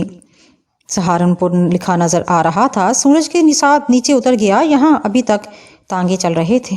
سورج نے ایک تانگا کیا اور اسے کچی سرائے جانے کا کہا۔ میری نگاہیں دور تک بھٹک رہی تھیں۔ ایک عجیب سی اینچن بدن میں تھی جسے کوئی نام نہیں دے سکا۔ تانگے کا سفر طے ہوا اور سامنے ایک اچھی خاصی عمارت نظر آئی جسے صرف روایتی طور پر کچی سرائے کہا گیا تھا، ورنہ وہ کچی تھی نہ سرائے تھی۔ اچھی خاصی ہوٹل نما جگہ تھی جہاں کمرے ملنے میں دقت نہیں ہوئی۔ کمرے میں آ کر سورج نے کہا، ہمارا کام ختم ہو گیا، آپ یہاں رکو، آرام سے رہو، آپ کے سوٹ کیس میں کپڑوں کے علاوہ رقم بھی ہے، آپ یہاں خوب گھومو پھرو، پدم پردھانی جب ضروری سمجھیں گے آپ کے پاس آ جائیں گے، اب ہم چلتے ہیں۔ سورج چلا گیا اور میں کمرے میں پڑی مسحری پر پاؤں لٹکا کر بیٹھ گیا۔ میرا سہارنپور سے کبھی واسطہ نہیں رہا تھا، لیکن وہ ہمارے اجداد کا شہر تھا۔ پھوپھی شمسا، نانا ریاض سے وہاں کی بہت سی داستانیں سنی تھیں۔ خود والد صاحب بھی کبھی کبھی بڑی دل سوزی سے یہاں کے قصے سناتے تھے۔ اس وقت یہ احساس کہ میں انہی داستانوں کے شہر میں ہوں دل پر عجیب طرح اثر انداز تھا۔ بہت دیر تک اسی طرح پاؤں لٹکائے بیٹھا رہا، مزید بیٹھا رہتا اگر ایک ملازم قسم کا آدمی اندر نہ آ جاتا۔ کچھ چاہیے بابو صاحب؟ ہمارا نام جوجی ہے، کوئی ضرورت ہو تو بتا دیں۔ چائے پلوا دو گے جوجی بھائی؟ میں نے کہا۔ وہ چونکا، پھر اس کے چہرے پر خوشی پھوٹ پڑی۔ ابھی لایا بھائی جی، اس نے خوشی کے عالم میں کہا اور جلدی سے باہر نکل گیا۔ میرے ہونٹوں پر مسکراہٹ آ گئی۔ اندازہ ہو گیا کہ میں نے جس نرمی سے اسے جوجی بھائی کہا اس نے اسے سرشار کر دیا۔ اس نے بھی مجھے بابو جی کے بجائے بھائی جی کہا۔ کتنے تنگ دل اور نقصان اٹھانے والے ہوتے ہیں وہ لوگ جو انسانوں میں تخصیص اور تفریق کر لیتے ہیں۔ انسان تو سب یکساں ہوتے ہیں۔ آپ کی زبان کی ہلکی سی جنبش، آپ کے الفاظ کسی کو عزت سے پکار لیتے ہیں تو آپ کا کیا بگڑتا ہے، لیکن اس کے فوائد کو آپ کو اندازہ نہیں ہوتا۔ نرم روی کسی کی عزت افزائی بھی عبادت کا درجہ رکھتی ہے، اور جو خوشی اسے ملتی ہے جسے آپ عزت سے پکارتے ہیں وہ آپ کا آفاقی منافع ہے۔ کچھ دیر کے بعد جوجی صاف ستھرے برتنوں میں چائے لے آیا۔ میں نے اس سے کہا، جوجی بھائی میں پہلی بار سہارنپور آیا ہوں، مجھے یہاں کے بارے میں بتاؤ۔ بڑا اچھا شہر ہے جی، ہمارا پہلے زیادہ بڑا نہیں تھا، اب تو خوب پھیل گیا ہے، کئی ہوٹل بھی بن گئے ہیں۔ ہماری سرائے بھی پہلے کچی تھی، اسی لیے آج بھی کچی سرائے کہلاتی ہے۔ حالانکہ جب مجو بھائی نے اسے پکا بنایا تھا تو لوگوں نے اسے کہا کہ مجو بھائی اسے مجو ہوٹل کا نام دے دو، مگر اپنے مجو بھائی نے کہا کچی سرائے کا نام ان کے دادا جی نے رکھا تھا، کیا میں اپنے دادا جی کا نام بھی بدل دوں؟ جوجی سے میں نے سہارنپور کے بارے میں بہت کچھ معلوم کیا اور مجھے بہت کچھ معلوم ہو گیا۔ بھوریا چرن کا کارندہ مجھے یہاں چھوڑ گیا تھا اور بھوریا چرن مطمئن تھا کہ اب مجھے اس کا کام کرنا ہی ہے۔ میں یہاں تک آ گیا تھا لیکن دل میں یہی خیال تھا کہ کروں گا وہی جس کا فیصلہ روزے اول کر لیا ہے۔ مسلمان ہوں، اپنا ایمان کبھی نہیں بیچوں گا۔ یہ پاک لوگ اللہ کے پیارے ہوتے ہیں، اس کے احکامات مان کر اس کی عبادت کر کے اس کا قرب حاصل کرتے ہیں۔ ہم گناہ گار ان کے قدموں کی خاک نہیں ہوتے، اتنا تو کر سکتے ہیں کہ ان کے مزار مقدس کی بے حرمتی نہ کریں۔ بدکار اور گندا سادھو مجھے کبھی مجبور نہیں کر سکتا کہ میں اس کی ناپاک خواہش پوری کر دوں۔ آج کا پورا دن کچی سرائے میں ہی گزرا۔ جوجی کو میری خدمت پر مامور کیا گیا تھا۔ بڑا معصوم سا آدمی تھا۔ دن میں اس نے اپنے بارے میں بتایا، بس جی اماں ہے گھر میں، جوان بہن ہے مگر جن کا سایہ ہے جی اس پر دورے پڑتے رہتے ہیں۔ بڑا علاج کرایا، جھاڑ پھونک بھی کرائی، ایک مولوی سے بھی علاج کرایا مگر جن بڑا بکٹ ہے۔ مولوی کی خوب پٹائی کی اور وہ علاج چھوڑ کر بھاگ گیا۔ بس جی اللہ مالک ہے، کوئی رشتہ بھی نہیں آتا، کون ایسی لڑکی سے شادی کرے گا؟ حالانکہ ماموں کے بیٹے سے ٹھیکرے کی مانگ تھی مگر ٹھیکرے ہی میں جا پڑی۔ ماموں نے صاف انکار کر دیا، وہ بڑے لالچی ہیں، کہتے ہیں جہیز تگڑا دیا جائے تو وہ اس حال میں بھی شادی کے لیے تیار ہیں۔ اوہ، ماموں کا بیٹا کیا کہتا ہے؟ میں نے پوچھا۔ وہ بڑا نیک ہے، کبھی کبھی گھر آ جاتا ہے، روتا رہتا ہے، منہ سے کچھ نہیں کہتا۔ روتا کیوں ہے؟ بس جی بچپن سے دونوں ساتھ کھیلے ہیں، سب نے بچپن سے ساتھ بتایا ہے کہ تاجی اس کی دلہن ہے، انسان کو خیال تو ہوتا ہی ہے نا جی۔ گویا وہ تمہاری بہن سے شادی کرنا چاہتا ہے۔ اللہ جانے بائی جی، باپ کے سامنے کچھ نہیں بول سکتا۔ تمہارے کتنے بچے ہیں؟ ایک بھی نہیں۔ اچھا، کیوں؟ شادی ہوگی تو ہوں گے نا بچے، وہ شرما کر بولا۔ ارے تمہاری شادی نہیں ہوئی ابھی؟ ارے نہیں جی، ابا جب مرنے لگے تو انہیں کال دیا تھا کہ جب تک بہن کی رخصتی نہیں کر لوں گا اپنی شادی نہیں کروں گا۔ میں سوچ میں ڈوب گیا، بے اختیار دل چاہا کہ جوجی کی بہن کو دیکھوں، پتہ چلے کہ کیسا جن ہے۔ اس پر ایک بار پہلے بھی ایک مکروہ اور گندی روح سے ایک بچی کو آزاد کرایا تھا۔ کچھ سوچ کر میں نے جوجی سے کہا، جوجی میں تاجی کو دیکھ سکتا ہوں، وہ میری بھی بہن ہے، اسے دیکھنے کو جی چاہتا ہے۔ ہم اسے یہاں لے آئیں گے بائی جی۔ کیوں، تم مجھے اپنے گھر نہیں لے چلو گے؟ اپنے گھر؟ جوجی کے چہرے پر ایک دم خوشی چمکی، پھر بجھ گئی۔ وہ شرمندہ سے لہجے میں بولا، ہمارا گھر ایسا ہی ہے، پھر بھی آپ چلو گے تو بڑی خوشی ہوگی۔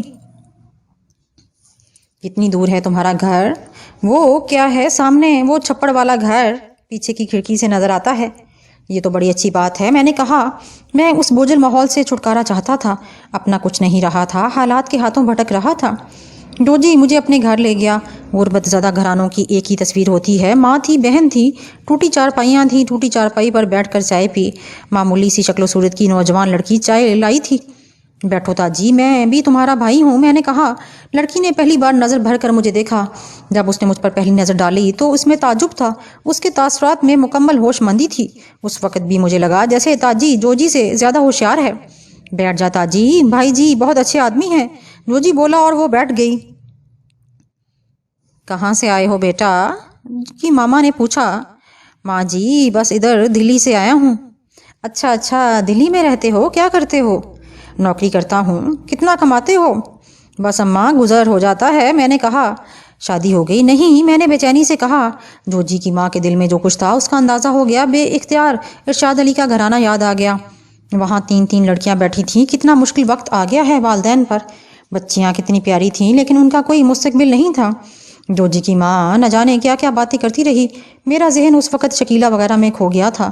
کیا سمجھ لیا تھا بیچاروں نے مجھے؟ کیا بیتی ہوگی میری گمشدگی پر؟ کیا بتایا ہوگا بیگم صاحبہ نے انہیں؟ پھر مجھے جوجی کی جھلائی ہوئی آواز سنائی دی، بکے جا رہی ہے اماں، نہ جانے کیا کیا۔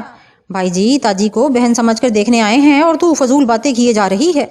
کیا کروں پھر؟ اماں کی رندھی ہوئی آواز سنائی دی۔ اس آواز میں بھی کسی بے کسی کوٹ کوٹ کر بھری ہوئی تھی۔ تو میرے ساتھ آ۔ جوجی نے ماں کا ہاتھ پکڑا اور اسے لے کر گھر سے باہر نکل آیا۔ میں یہی چاہتا تھا کہ کچھ وقت تاجی کے ساتھ مل جائے تاکہ میں اس کا جائزہ لوں۔ میں نے اس کی طرف دیکھا اور چونک پڑا۔ تاجی کے چہرے کے نقوش بدل رہے تھے، ہونٹ مڑ گئے تھے، دانت جھانکنے لگے تھے، آنکھیں سرخ ہو گئی تھی۔ میں غور سے اس کا چہرہ دیکھ رہا تھا۔ بہت دن کے بعد مجھے اپنی اس صفت پر غور کرنے کا موقع ملا تھا۔ یہ محسوس کر کے مجھے عجیب سا احساس ہوا کہ میری وہ قوت آج تک میرے ذہن میں محفوظ ہے جو کسی بھی مرض کا پتہ چلا لیتی تھی۔ لڑکی کا ذہن کھلی کتاب کی طرح میرے سامنے نمایاں ہو گیا۔ اسے کوئی مرض نہیں تھا، اس کا دماغ شفاف تھا۔ پھر میں نے سرسری اس کے سارے وجود کا تجزیہ کیا، وہ بالکل ٹھیک تھی۔ اچانک لڑکی کے حلق سے ایک عجیب گڑگڑاتی آواز نکلی، دوبارہ ادھر کا رخ مت کرنا ورنہ تیرے بدن سے خون کا ایک ایک قطرہ چوس لوں گا۔ یہ میری محبوبہ ہے، اسے مجھ سے کوئی نہیں چھین سکتا۔ آواز بالکل مردانہ تھی۔ میں نے ایک بار پھر گہری نظروں سے اسے دیکھا، پھر یہی اندازہ ہوا کہ یہ سب فراڈ ہے۔ وہ آواز بدل کر بول رہی ہے لیکن جو کچھ وہ کر رہی تھی وہ بے حد شاندار تھا۔ اس کے بدلے ہوئے نقوش بہترین پریکٹس کا نتیجہ تھے۔ جو کیفیت اس نے اپنائی تھی وہ اچھوں کی ہوا خراب کرنے کے لیے کافی تھی، لیکن مجھے یقین ہو گیا کہ یہ سب اداکاری ہے۔ میں نے دروازے کی طرف دیکھا، شاید جوجی اندر آ رہا تھا، چنانچہ میں نے سرگوشی کے انداز میں کہا، سامنے کچی سرائے میں ٹھہرا ہوا ہوں، جو تمہارے گھر کے سامنے کھڑکی نظر آتی ہے وہ میرے کمرے کی کھڑکی ہے۔ جو کچھ تم کر رہی ہو مجھے اس کا اندازہ ہے، چاہو تو مجھے اس کی وجہ۔ ابھی اتنا ہی کہا تھا کہ جوجی اندر آ گیا۔ اس نے تاجی کا چہرہ دیکھا اور ٹھنڈی سانس لے کر بولا، اٹھ، مجھے پتا ہے کہ ادھر بھی یہی سب کچھ ہو رہا ہوگا، چل اٹھ۔ اس نے تاجی کا ہاتھ پکڑا اور میری طرف دیکھ کر بولا، ابھی آیا بھائی جی، بس 2 منٹ۔ یہ کہہ کر وہ تاجی کا ہاتھ پکڑ کر تقریباً گھسیٹتا ہوا وہاں سے لے گیا۔ میرا ذہن اس مفلوق الحال گھرانے کی مشکلات کا اندازہ لگا رہا تھا۔ دنیا میں انسان کے لیے کیا کیا مشکلات موجود ہیں، کوئی سوچ بھی نہیں سکتا۔ کچھ دیر کے بعد جوجی واپس آ گیا اور پھیکی مسکراہٹ کے ساتھ بولا، دیکھ لیا بھائی جی، آپ نے ہمارے گھر کو یہی تماشا دن رات ہوتا ہے۔ تم بہت اچھے انسان ہو جوجی، ماں اور بہن کی خدمت کر کے عبادت کر رہے ہو۔ ایک بات تم سے ضرور کہوں گا، خدا کے ہاں دیر ہے اندھیر نہیں۔ بہت جلد تمہارے دن پھر جائیں گے اور یہ مشکلیں تمہیں یاد بھی نہیں رہیں گی۔ کتنی دیر ہے بھائی جی، عمر گزر گئی، دیکھیں کب پھریں گے ہمارے دن۔ وہ اداسی سے بولا، پھر ہم واپس آ گئے۔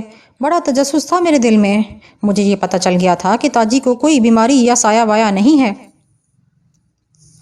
وقت گزر گیا، بظاہر مجھے یہاں کوئی خطرہ نہیں تھا، دل کو بھی اطمینان تھا، کیونکہ میری رہنمائی کی گئی تھی کہ بدی سے گھبرا کر اس سے دور بھاگنے کی کوشش مناسب حل نہیں ہے، بہتر ہے کہ اس کا خاتمہ کرنے کی کوشش کی جائے۔ سو میں یہاں تک آ گیا تھا اور انتظار میں تھا کہ بھوریا چرن یا مہاراج کب مجھے اپنے کام کے لیے کہتے ہیں۔ رات ہو گئی، کھانے سے فارغ ہو کر میں آرام کے لیے لیٹ گیا۔ اس وقت رات کے 12 بجے تھے۔ مجھے اپنے کمرے کے عقبی کھڑکی پر تھپ تھپ کی ہلکی ہلکی آوازیں سنائی دی۔ میں چونک پڑا۔ میں کھڑکی پر پہنچا اور میں نے بے دھڑک کھڑکی کھول دی۔ کھڑکی کی دوسری طرف ایک انسانی وجود کالے رنگ کی چادر میں لپٹا ہوا تھا۔ اس سے پہلے کہ میں کچھ بولتا مجھے ایک نسوانی آواز سنائی دی، بھائی جی میں تاجی ہوں۔ ارے تاجی تم ٹھیک تو ہو؟ میں نے کہا۔ مجھے تھوڑا سا وقت دیں گے؟ بولو، اتنا تھوڑا ابھی نہیں، آپ اس کھڑکی سے باہر آ جائیے، اس میں سلاخیں نہیں، مجھے آپ سے ضروری باتیں کرنی ہیں۔ اچھا، میں نے الجھے ہوئے لہجے میں کہا۔ اسے اپنے کمرے میں بلا سکتا تھا لیکن یہ بہت خطرناک بات ہوتی۔ میں نے واپس آ کر جوتے پہنے اور پھر کھڑکی سے نیچے اتر گیا۔ کمرے کا دروازہ پہلے ہی اندر سے بند تھا۔ آئیے بھائی جی، وہ بولی اور ایک آوارہ روح کی طرح آگے بڑھنے لگی۔ کچھ فاصلے پر اونچے اونچے جھاڑ نظر آ رہے تھے جن کے دوسری طرف پیپل کا درخت تھا، وہ اسی طرف بڑھ رہی تھی۔ یہاں کیڑے مکوڑے نہیں ہیں بھائی جی، بیٹھیے۔ بات کیا ہے تاجی؟